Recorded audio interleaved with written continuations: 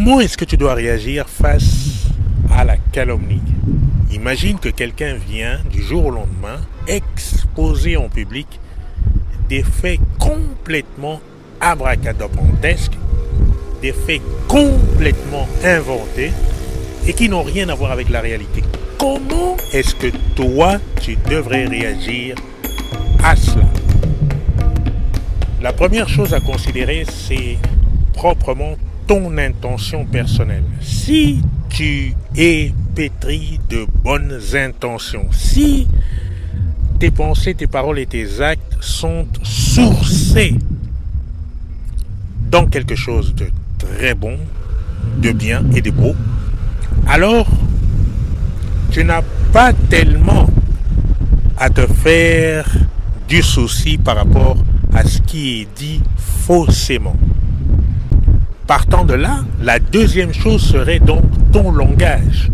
Le langage que tu vas habiller, le langage que tu vas adopter pour pouvoir répondre ou t'exprimer par rapport à ce qui t'est reproché injustement.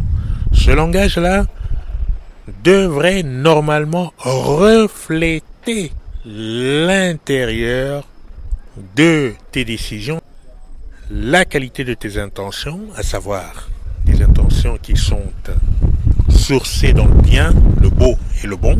Donc, il devrait y avoir correspondance entre le langage que tu utilises et les intentions qui nourrissent ton quotidien, qui nourrissent tes pensées, tes actes au quotidien. Une fois que tu as en premier les intentions, en deuxième le langage, le troisième point va être celui de tes comportements. Pour ceci, je voudrais m'en référer à quelques exemples qui me sont chers. Et je vais rester par exemple dans le milieu du grappling. Je vais prendre 4 exemples. Celui de Gordon Ryan. Comment est-ce que réagit Gordon Ryan quand on lui reproche certaines choses? C'est une vidéo. Comment est-ce que réagit Gordon Ryan lorsqu'il est tout à coup attaqué gratuitement? Gordon Ryan, je le vois, je l'observe, a l'habitude de répondre tac au tac. Et je trouve ça très inspirant d'ailleurs, de ne pas laisser les personnes qui sont à l'origine de ce genre d'actes complètement impunis, les laisser complètement irresponsables de ce que cela pourrait poser comme conséquence. Donc, je trouve qu'il y a beaucoup de choses. Je trouve que c'est très important de pouvoir s'inspirer de cette dynamique de comportement. En deuxième, je vais prendre le cas de Craig Jones. Craig Jones, lui, il a une autre approche. Quand on vient vers lui et qu'on essaie de lui imputer des faits qui sont complètement faux, il est très fort en matière de dérision. Il a un humour assez puissant et sait tourner toutes ces attaques gratuites en éléments humoristiques qui renvoient la balle de façon assez violente et percutante à celui qui veut s'attaquer à Craig Jones. La troisième personne que je vais évoquer, c'est Mo Jassim, le promoteur ADCC, tournoi ADCC, que j'ai eu l'habitude d'écouter très régulièrement, très fréquemment. Et quand il y avait des personnes qui venaient lui reprocher des choses complètement gratuitement, sans fondement aucun, il avait un peu à la manière de Gordon Ryan cette verve pour les envoyer contre le mur de façon assez violente.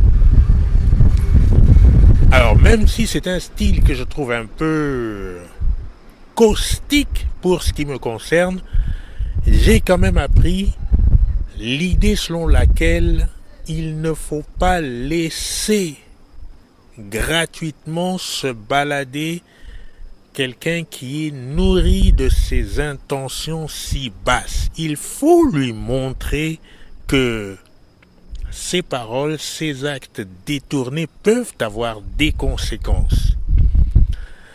Et enfin, pour finir, je mentionnerai le personnage qui m'est si cher, qui est John Danaher. John Danaher. Alors, autant John Danaher est quelqu'un de très inspirant pour moi, très brillant, autant j'ai dû apprendre aussi cette façon très zen de se comporter face à la calomnie, parce que même si il est attendu, il est aujourd'hui confirmé que John Danaher est le meilleur spécialiste du grappling moderne aujourd'hui dans le monde, tu pourrais être très étonné de la malveillance qu'il pourrait subir de toutes parts de façon complètement gratuite, alors que tout ce que cet homme donne pour le grappling est faramineux. Alors comment est-ce qu'il répond, John Danaher? Eh bien, il ne répond à rien du tout. Il ne mentionne jamais quelque chose de la sorte. Jamais. Il ne fait jamais référence à quelques détracteurs ou quelques... Il ne parle jamais de ça. Mais attention, ceux qui viennent attaquer John Danaher font face de suite à sa garde rapprochée, parce que ses élèves, notamment Gary Tonon, Gordon Ryan, vont être aux avant-postes pour foudroyer quiconque venait à s'attaquer à John Danaher. Donc, avec ces 4 dynamiques, j'ai trouvé moi aussi la façon de répondre en utilisant toujours un langage soigné, très soigné, très important pour donner l'indication aux gens, à toi qui serais peut-être demain attaqué, ne descends pas dans les marécages langagiers, reste vibrant, reste très haut, très digne, parce que quand tu rentreras sous ta couette le soir, tu seras fier de passer ce genre d'épreuve haut la main. Le langage doit être très soigné.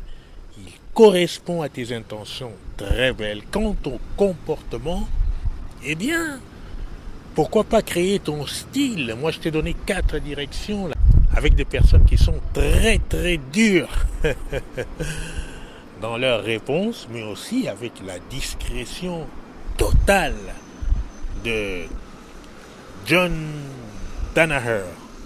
Tu pourrais, toi, choisir quelque chose, créer une forme hybride et trouver le moyen de répondre de façon active à la calomnie. Ce qui compte, c'est évidemment ce qu'il y a dans ton cœur, tes intentions. Ce qui compte, c'est ton langage. Ce qui compte, ce sont tes comportements. Les gens qui te calomnient ne pourront rien contre une telle droiture, une telle vibration élégante, raffinée, brillante. Voilà, je te dis à la prochaine vidéo.